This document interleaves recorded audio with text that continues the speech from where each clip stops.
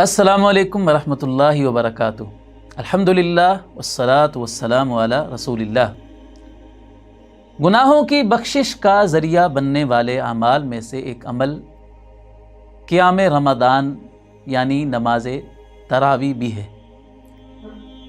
صحیح بخاری میں رسول اللہ صلی اللہ علیہ وسلم کا یہ فرمان موجود ہے کہ من قام رمضان ایمانا واحتسابا غفر له ما تقدم من ذنبه۔ جس مسلمان نے ایمان کی حالت میں اور ثواب کی نیت سے رمضان کا قیام کیا تو اللہ تعالیٰ اس کے پچھلے سارے گناہ معاف فرما دے گا۔ قیام اللیل کے بارے میں گناہوں کی بخشش کا ذکر کرتے ہوئے اللہ کے رسول صلی اللہ علیہ وسلم نے دو شرطیں ساتھ لگائی ہیں۔ پہلی شرط ہے ایمان۔ ایمان کسی بھی عمل کی قبولیت کے لیے بنیادی شرط ہے۔ اگر انسان ایمان سے محروم ہے تو اس کا کوئی بھی عمل اللہ تعالیٰ کے ہاں قابل قبول نہیں ہے اور نہ اس کو اس عمل پر اجر و ثواب ملتا ہے۔ تو گناہوں کی معافی کے لیے بھی یہ ضروری ہے کہ ایک مسلمان کوئی بھی عمل سر انجام دے تو پہلے اپنے ایمان کا جائزہ لے۔ دوسرے نمبر پر شرط آپ نے لگائی کہ احتساب۔ احتساب کا معنی کیا جاتا ہے اجر و ثواب کی نیت سے جو بندہ عمل کرتا ہے۔ تو عمل کوئی بھی ہو، جب انسان اخلاص کے ساتھ وہ عمل کرے گا تو تب ہی اللہ کے ہاں اس کی قیمت اور اس کا مول پڑے گا۔ اخلاص نہیں ہے تو عمل کتنا بھی بڑا کیوں نہ ہو، اللہ تعالیٰ نہ تو اس کو قبول فرماتے ہیں، نہ اس پر اجر عطا فرماتے ہیں اور نہ اس کے ذریعے سے گناہ بخشے جاتے ہیں۔ تو قیام رمضان ہو یا کوئی اور عمل ہو، ایمان بھی ہونا ضروری ہے اور اخلاص ہونا بھی ضروری ہے۔ رمضان المبارک کا جو قیام ہے جس کو نماز تراویح کہا جاتا ہے، دراصل یہ نماز تہجد ہی ہے۔ نماز تہجد عشاء کی نماز کے بعد سے لے کر طلوع فجر تک جو بھی نفل نماز پڑھی جاتی ہے اس کو قیام اللیل کہا جاتا ہے، نماز تہجد کہا جاتا ہے۔ تو رمضان میں اس کا ایک الگ نام رکھ لیا جاتا ہے نماز تراویح، حالانکہ وہ ہے تو وہی نماز ہے۔ اللہ کے رسول صلی اللہ علیہ وسلم نے جو قیام اللیل ہے، جو تہجد ہے، وہ رات کے ہر حصے میں ادا کی ہے۔ بنیادی رات کے پہلے حصے میں بھی، درمیان والے حصے میں بھی اور آخری حصے میں بھی۔ معلوم یہ ہوتا ہے نبی علیہ السلام کے اس عمل سے کہ قیام اللیل جو ہے اس کے وقت میں بڑی وسعت اور گنجائش موجود ہے۔ تو باقی 11 مہینوں میں جو نماز تہجد ہے وہ رات کے کسی بھی حصے میں ادا کر لی جاتی ہے اور آدمی، ایک مسلمان اپنے طور پر اس کو ادا کرتا ہے۔ لیکن رمضان المبارک میں عشاء کے ساتھ اس کو ادا کر لیا جاتا ہے اور با جماعت ادا کر لیا جاتا ہے اور اس کا نام نماز تراویح رکھ دیا جاتا ہے۔ تو بعض لوگوں کو ایسا لگتا ہے کہ شاید اس نماز کا الگ نام ہونے کی وجہ سے شاید یہ نماز تہجد سے کوئی الگ نماز ہے، تو ایسا نہیں ہے۔ سیدہ عائشہ صدیقہ رضی اللہ عنہا سے جب پوچھا گیا کہ آپ علیہ الصلوۃ والسلام قیام اللیل کتنی رکعتوں کا کیا کرتے تھے، تو سیدہ عائشہ رضی اللہ عنہا نے جواب یہ دیا کہ آپ علیہ الصلوۃ والسلام رمضان ہو یا رمضان کے علاوہ باقی مہینے ہوں، آپ علیہ الصلوۃ والسلام 11 رکعتوں سے زیادہ نہیں پڑھا کرتے تھے۔ تو یہ سیدہ عائشہ رضی اللہ عنہا کا یہ جواب یہ بتاتا ہے کہ سیدہ عائشہ رضی اللہ عنہا بھی سائل کے سوال کا جواب دیتے ہوئے یہ بتانا چاہ رہی ہیں کہ یہ ایک ہی نماز کے دو نام ہیں۔ عام دنوں میں جب یہ نماز ادا کی جاتی ہے تو اس کو قیام اللیل اور تہجد کہہ دیا جاتا ہے، اور رمضان المبارک میں جب اس کو باجماعت ادا کیا جاتا ہے تو اسے تراویح کا نام دے دیا جاتا ہے۔ نبی کریم صلی اللہ علیہ وسلم نے نماز تراویح کا جو باجماعت اہتمام کیا تھا وہ صرف 3 راتیں کیا۔ 3 راتیں آپ علیہ الصلوۃ والسلام مسجد میں تشریف لاتے، صحابہ اکرام آپ کے ساتھ باجماعت قیام کرتے اور وہ قیام بے حد لمبا ہوتا تھا۔ صحابہ کہتے ہیں کہ اتنا لمبا قیام ہوتا تھا کہ ہمیں فجر کے طلوع ہونے کا خدشہ ہو جاتا تھا، یعنی ہمیں ڈر ہوتا تھا کہ اتنا لمبا ہم قیام کر رہے ہیں کہ کہیں فجر ہی طلوع نہ ہو جائے۔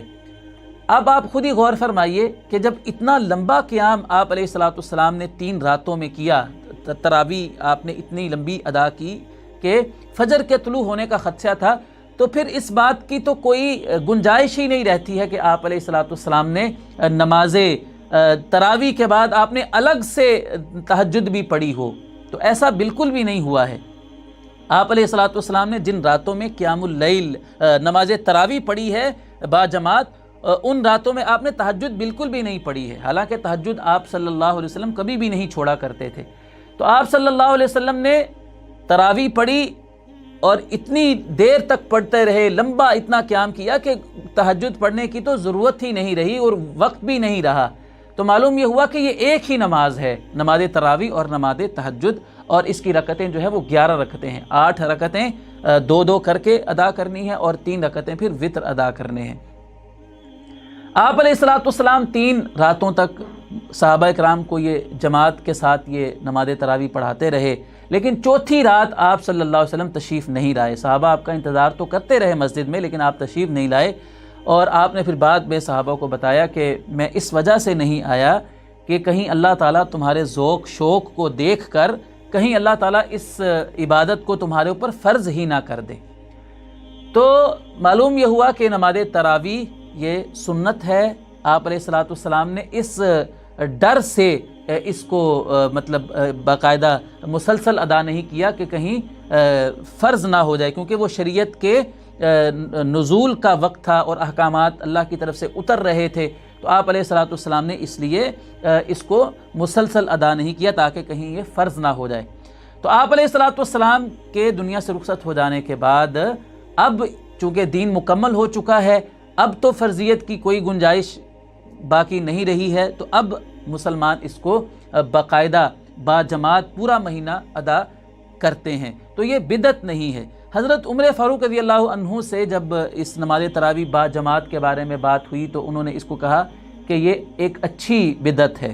تو یاد رکھیے کہ انہوں نے بدعت جو کہا نماز تراویح کو، تو یہ لغت کے اعتبار سے کہا۔ لغت میں ہر نئے کام کو بدعت کہا جاتا ہے نا، کوئی بھی نیا کام ہے تو وہ بدعت ہے، تو نماز تراویح کو بھی اسی معنی میں انہوں نے بدعت کہا کہ یہ ایک نیا کام ہے۔ نبی علیہ الصلوۃ والسلام کے زمانے میں باقاعدہ پورا مہینہ با جماعت نماز تراویح ادا نہیں ہوتی تھی، تو بعد میں اس کا اہتمام، چونکہ فرضیت کا خطرہ ختم ہو گیا، نبی علیہ السلام دنیا سے رخصت ہو گئے، دین مکمل ہو گیا، تو اب چونکہ فرضیت کا خدشہ نہیں تھا، اس لیے صحابہ کرام نے پھر بعد میں اس کو با جماعت پورا مہینہ اہتمام کے ساتھ ادا کیا۔ تو یہ بدعت شرعی طور پر نہیں ہے، شرعی طور پر تو بدعت دین میں کسی نئے کام کو کہتے ہیں، تو یہ نیا کام تو نہیں ہے، نبی علیہ الصلوۃ والسلام نے کیا ہے، اگرچہ صرف 3 راتیں کیا ہے لیکن کیا تو ہے، تو یہ مشروع عمل ہے نماز تراویح، بدعت ہرگز نہیں ہے۔ حضرت عمر فاروق رضی اللہ عنہ نے اس کو لغوی طور پر کہا کہ یہ ہم ایک اچھا کام آغاز اس کا کر رہے ہیں کہ نبی علیہ الصلوۃ والسلام نے تو صرف 3 راتیں اس کا قیام کا اہتمام کیا اور پھر فرضیت کے خدشے سے چھوڑ دیا، لیکن اب چونکہ فرضیت کا خدشہ نہیں رہا ہے تو ہم اس کو با اہتمام پورا مہینہ ہم اس کو ادا کریں گے۔ تو بہرحال نماز تہجد گناہوں کی معافی کا ذریعہ ہے، نماز تراویح گناہوں کی معافی کا ذریعہ ہے۔ ویسے بھی رمضان المبارک یہ شہر قرآن ہے، یہ قرآن کا مہینہ ہے، شہر رمضان الذی انزل فیہ القرآن۔ اللہ تعالیٰ نے رمضان المبارک کا تعارف ہی یہ کروایا ہے کہ رمضان وہ مہینہ ہے جس میں قرآن اترا ہے، قرآن کے نزول کا آغاز رمضان المبارک میں ہوا ہے۔ قرآن کا اور رمضان کا بہت گہرا تعلق ہے۔ جب رمضان المبارک آتا تو اللہ کے رسول صلی اللہ علیہ وسلم جبریل امین علیہ السلام کے ساتھ قرآن مجید کا دور کیا کرتے تھے، یعنی آپ علیہ الصلوۃ والسلام حضرت جبریل علیہ السلام کو قرآن سناتے، جبریل علیہ السلام آپ کو قرآن سناتے۔